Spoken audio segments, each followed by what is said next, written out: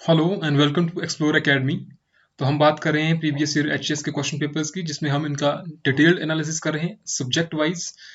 तो part one में हमने डिस्कस किया था 2011 से लेकर के 2013 तक के क्वेश्चन पेपर्स को, जिसमें हमने mainly history of Himachal Pradesh को डिस्कस किया था। और आज हम बात करेंगे 2014 के और 15 के जो क्वेश्चन पेपर आए थे, उन पर हम डिस्कशन करेंगे।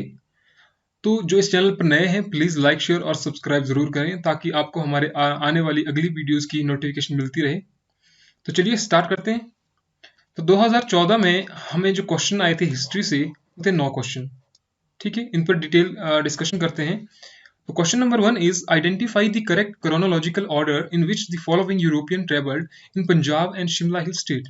क्वेश्चन क्या कहता है कि हमें एक करेक्ट क्रोनोलॉजिकल ऑर्डर में बताना है, जैसे कि पहले ये आया, दूसरा कौन आया, और तीसरा कौन आया, और चौथा कौन आया।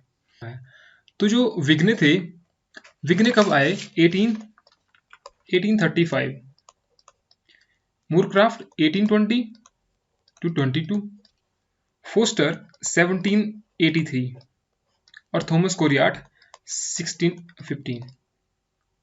ठीक है, हमें इससे ये क्लियर हो गया। विघ्न 1835, Moorcroft 1820 to 22 and Foster 1783 and Thomas Coryat in 1615। हमें लग गया पता सबसे पहले कौन आया, थॉमस कोरियाट 1615। ठीक है, ये दो बच गए हमारे पास, ये दो तो कैंसिल हो गए, क्योंकि सबसे पहले तो थॉमस कोरियाट आया। ठीक है, उसके बाद क्या है, उसके बाद आया फोस्टर 1783। यहां पर नहीं है, ये गलत हो गया। तो हमारा option A is correct answer, Thomas Coryat, Foster, Moorcroft and Vigne. 4 3 2 1, option 1 is correct option. Next question is which action of Raja Sansar Chand prompted the hill chief to invite Gorkhas to invade Kangra. इस क्वेश्चन में कहता है कि राजा संसार चंद का वो कौन सा एक्शन था जिसके कारण कि हिल्स चीफ को गोरखास को इनवाइट करना पड़ा कांगड़ा पर अटैक करने के लिए।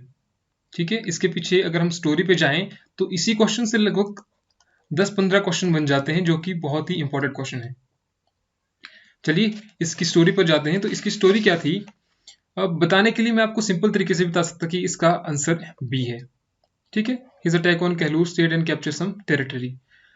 पर अगर आप इसका डिटेल्ड एनालिसिस करेंगे तो इस क्वेश्चन से आपके जो क्वेश्चन बनेंगे, किसी क्वेश्चन से आपके नेक्स्ट क्वेश्चन बनेंगे, वो आपके लिए बहुत ही इंपॉर्टेंट क्वेश्चन है। ठीक है, इसकी स्टोरी पे आते हैं।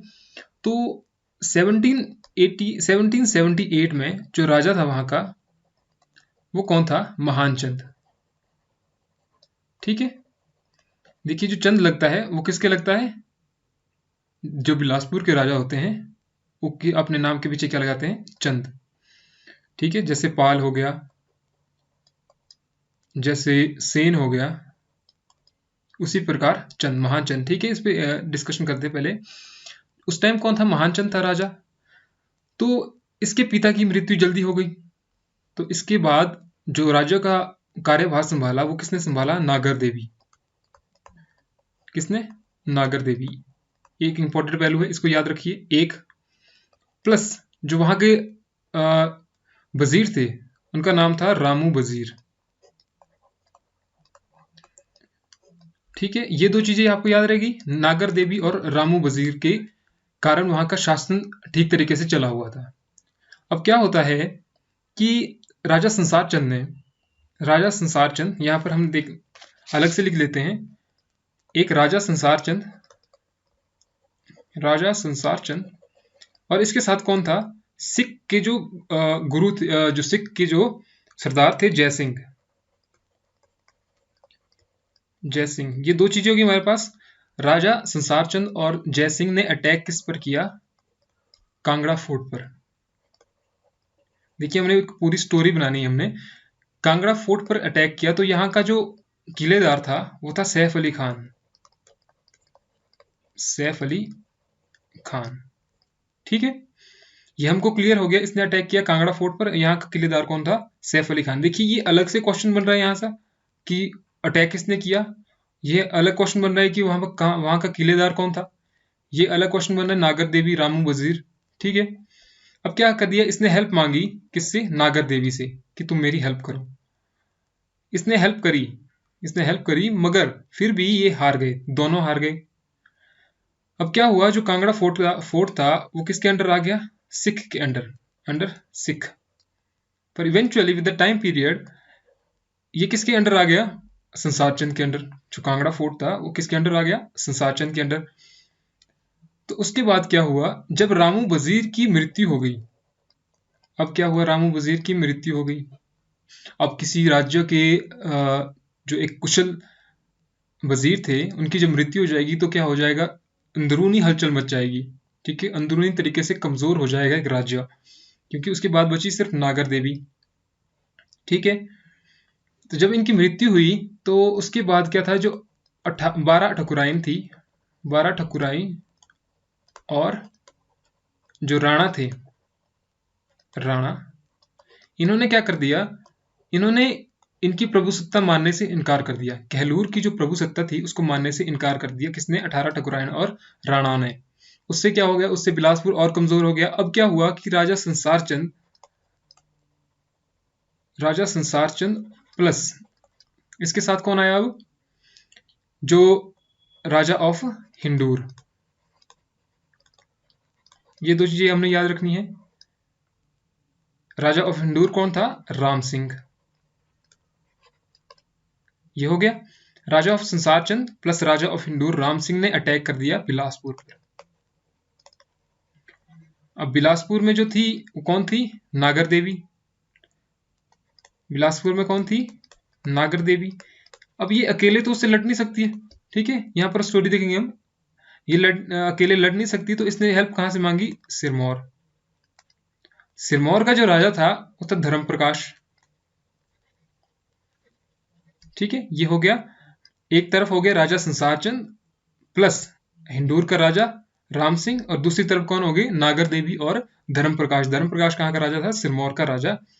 ठीक है, इसने इसको 50,000 भी दिए थे, उसके कारण उसने हेल्प की थी। अब क्या हो गया कि ये दोनों हार गए उस युद्ध में, नागर देवी और धर्म प्रकाश हार गए और धर्म प्रकाश की मृत्यु हो गई, वो युद्ध में मारा गया। और वो जो मारा गया वो हमने याद रखना है, वो है बरोटा गांव। बरोटा गांव, ये क्वेश्चन भी इंपॉर्टेंट है। ये उसकी मृत्यु कहां पर हुई, उसकी हार कहां पर हुई, बरोटा गांव में। अब क्या हुआ, ये जब हार गए तो राजा संसार चंद ने एक किला बनाया उस लड़ाई को याद रखने के लिए, छातीदार। ठीक है, कौन सा किला बनाया है, ये बनाया है झंझार पहाड़ी पर। ठीक है, झंझार पहाड़ी पर छातीपुर किला। कौन सा किला बनाया है, छातीपुर किला, झंझार पहाड़ी पर, अपनी विजय को दर्शाने के लिए। ठीक है, इसका मतलब क्या हुआ, छातीपुर का मतलब क्या हुआ, कहलूर की छाती पर बना हुआ। इसका ये मीनिंग हो, इससे आपको ये याद रह गया कि कहलूर की छाती पर बना है, छातीपुर किला था, छाती और झंझार पहाड़ी पर इसको बनाया गया था। ये हमको याद हो गया। अब क्या हो गया, जब यहाँ पर देखिए, अब सिरमौर में जब मृत्यु होगी किसकी, धर्म प्रकाश की, अब सिरमौर की जो कंडीशन थी, अंदरूनी कंडीशन, वो भी खराब होगी। तो इन्होंने जो हेल्प मांगी, सबसे पहले इन्होंने हेल्प मांगी किससे, गोरखास से। जो उस टाइम था, गोरखास एक स्ट्रॉन्ग पावर के रूप में उभर रहे थे, तो इन्होंने हेल्प करी सीधे ही 1803 में, कहाँ की, सिरमौर की। उसके बाद महानचंद ने भी इनसे हेल्प मांगी, गोरखास से महानचंद ने इनसे हेल्प मांगी। तो जो उस टाइम था, जो महानचंद ने किसको भेजा, शिवदेव राय। इसको हम अलग से भी डिस्कस करेंगे जब हम बिलासपुर के बारे में पढ़ेंगे, पर अभी आप इसका एक व्यू ले लीजिए कि किस तरह से कौन सी घटना किस कारण हुई थी। ठीक है, अब शिवदेव राय को भेजा गोरखास को इनवाइट करने के लिए टू इन्वेड कांगड़ा। ठीक है, उन्होंने राजा संसार चंद को हरा दिया, फिर गोरखास ने। ठीक है, राजा संसार चंद को हरा दिया। इसमें हमने क्या क्या देखा, एक क्विक रिव्यू ले लेते हैं कि क्या क्या हुआ था। वहां का राजा महानचंद था, ये छोटा था, उसकी मृत्यु हो गई। इसके जो पिता थे उसकी मृत्यु हो गई थी, तो वहां का जो कार्यभार था वो किसने संभाला था, नागर देवी और वजीर रामू ने। इन्होंने किसकी हेल्प की थी, जो मुगल किलेदार था सैफ अली खान, इसकी हेल्प की थी, सैफ अली खान की हेल्प की थी। और क्या हुआ था, जब ये हार गए थे तो ये किला किसके अंडर आ गया, जयसिंह के अंडर आ गया, सिखों के अंडर आ गया, और उसके बाद किसके अंडर आ गया, राजा संसारचंद के अंडर आ गया। अब क्या हो गया, वजीर रामू की मृत्यु हो गई और 12 ठकुराइनों और राणाओं ने उसकी जो प्रभु सत्ता थी मानने से इनकार कर लिया। अब क्या हो गया कि जो बिलासपुर था वो अंदरूनी तरीके से कमजोर हो गया। इसका जो फायदा था वो राजा हिंडूर राम सिंह और राजा संसारचंद ने उठाया और उन्होंने अटैक कर दिया वहां पर। जब अटैक किया तो नागर देवी ने हेल्प किससे मांगी, राजा ऑफ सिरमौर धर्मप्रकाश। धर्मप्रकाश मृत्यु में मारा गया, कहां पर मारा गया, बरोटा गांव में। यही क्वेश्चन बन रहा है, ठीक है। अब क्या हो गया, धर्मप्रकाश जब मर गया तो जो सिरमौर की थी कंडीशन वो क्या होगी, कमजोर होगी। तो उन्होंने हेल्प किससे मांगी, गोरखा से हेल्प मांगी। इवेंचुअली बाद में क्या हुआ कि जो महान चंद था उसने किसको भेजा, शिवदेव राय को गोरखा से हेल्प मांगने के लिए, ठीक है। और उसने भी हेल्प की। तो जब उन्होंने अटैक किया राजा संसारचंद पर वो, तो उन्होंने राजा संसारचंद को हरा दिया, कहां पर, महल मौर्य में 1806 में,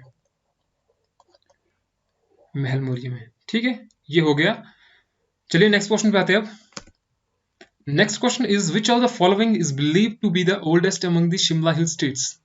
ठीक है, शिमला हिल स्टेट्स में सबसे ओल्डेस्ट कौन है, बुशहर। सिंपल सा क्वेश्चन है, one line, no further questions. Next question is who negotiated the arrangement between the states of Kashmir and Chamba by which the later become the independent of former।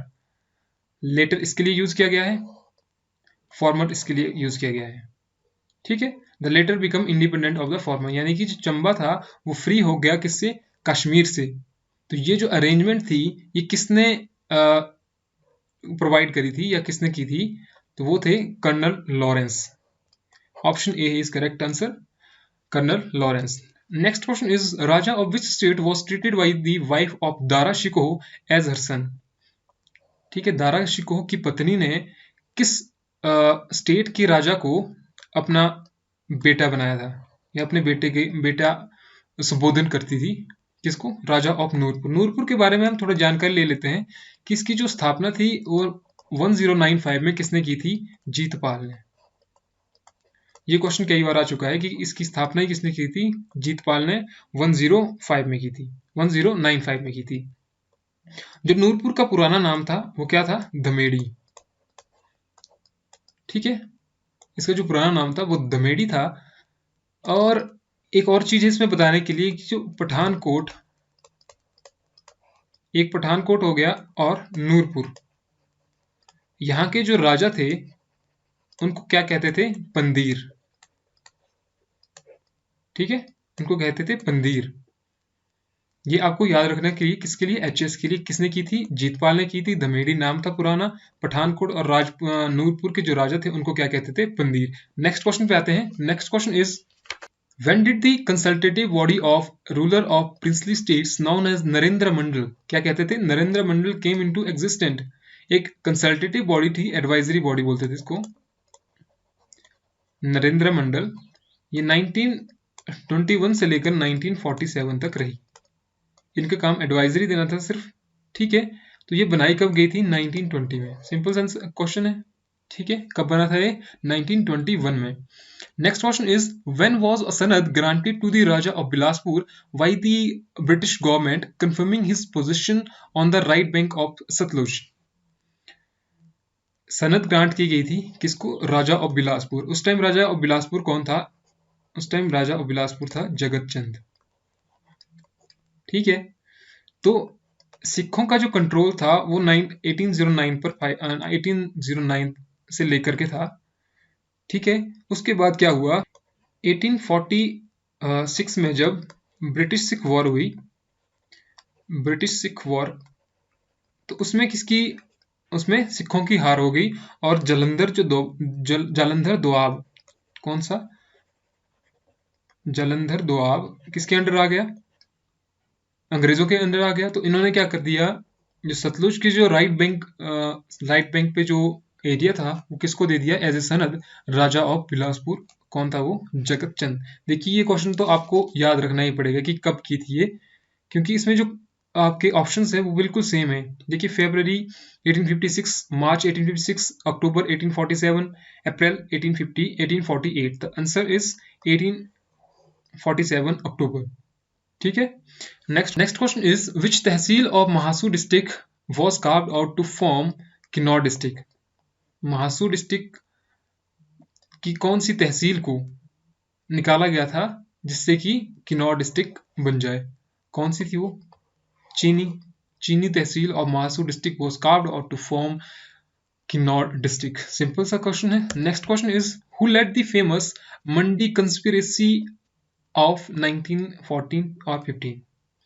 Mandi conspiracy कब हुई? Question ये भी आ जाता है 1914 और 1915। इसका answer मैं बता के रखता हूं। इसका जो आंसर है वो है मियां जवाहर सिंह। ठीक है। देखिए, शोभाराम मंडी से एसोसिएटेड थे। मंडी एजिटेशन जो कब हुई थी? 1909 में। अंगेस्ट किसके?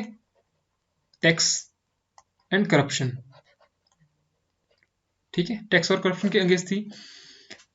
तो इस पे बात करते हैं। मियां जवाहर सिंह जो इसके लीडर थे मंडी कॉन्स्पिरेसी के, इसमें क्या था कि उन्होंने वहां के जो सुपरिटेंडेंट थे उनको मारने का प्लान था।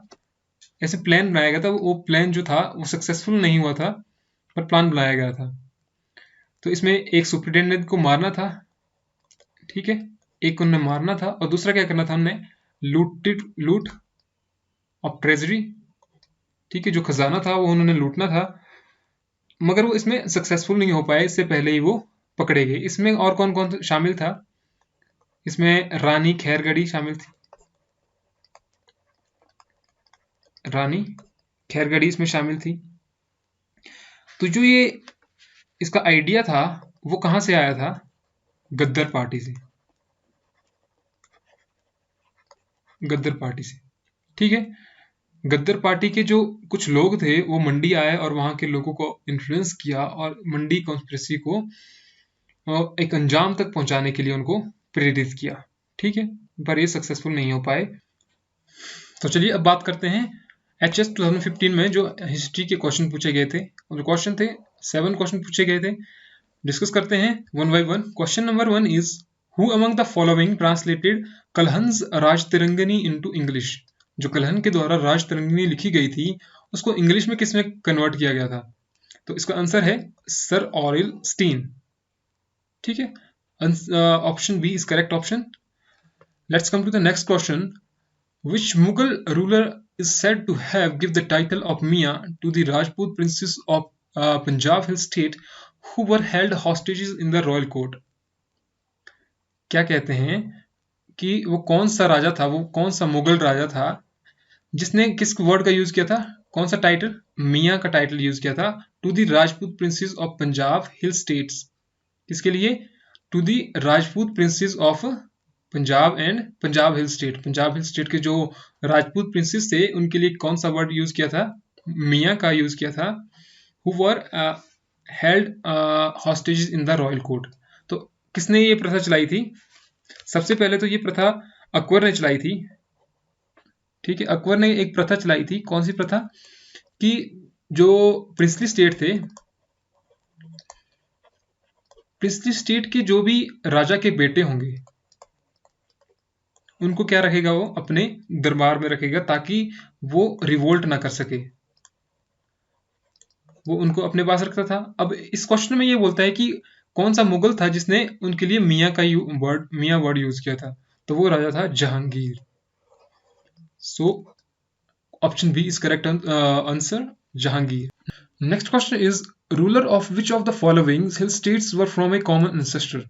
ठीक है, तो जो इसका एक क्वेश्चन क्या कहता है कि ऐसी कौन सी हिल स्टेट थी जिनके पूर्वज सेम थे? ठीक है, जो इनके जो पूर्वज थे वो एक ही थे। तो इसका आंसर है सुकेत, मंडी और क्योंथल। सुकेत, मंडी और क्योंथल के जो राजा थे उनके एंसेस्टर कॉमन थे। ठीक है। Next question is which Raja of Spiti invaded Kullu and made it a tributary. इसका ये क्या कहता है क्वेश्चन कि स्पीति का वो कौन सा राजा था जिसने कुल्लू पर अटैक किया और इसको अपनी एक ट्रिब्यूटरी बनाया, मतलब अपने क्षेत्र अपने अंडर ला लिया उसने। ठीक है, तो इसका जो आंसर है वो है राजेंद्र सेन। जो हमको स्पीति के अर्लीस्ट राजा के रूप में मिलते हैं उनका नाम है Samudrasen. He was the earliest Sen Raja. ये अपने नाम के पीछे क्या लगाते थे? सेन। ठीक है, तो इसका आंसर है Rajendra Sen. Next question is the Raja of Bushahr princely state was assisted by 3 hereditary Wazirs families, one of them was कोहल। Where did it came from? Question कहता है कि बुशहर प्रिंसली स्टेट का जो राजा था he was assisted by 3 hereditary वजीर।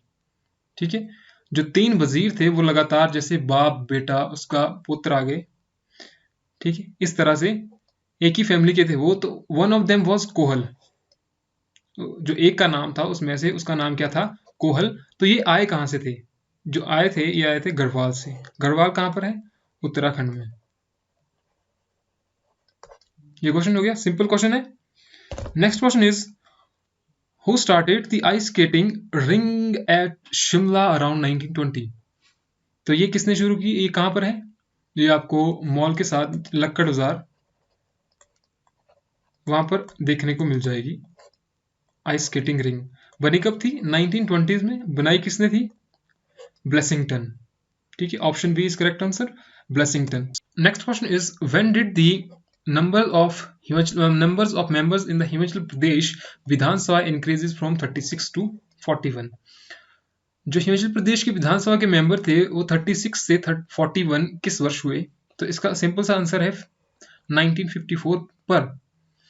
हम इसके साथ थोड़ी इसकी हिस्ट्री देख लेते हैं कि हुआ क्या था स्टार्टिंग से लेकर के 1948 से लेकर के 1951 तक। हमको ये याद रह गया उस टाइम कौन था? Chief commissioner province. Himachal Pradesh किसके अंडर था? Chief commissioner province. ठीक है, तो जो हमारे पहले चीफ कमिश्नर थे वो कौन थे? एनसी मेहता। दूसरे ईपी मून। तीसरे कौन थे? भगवान सहाय। भगवान सहाय।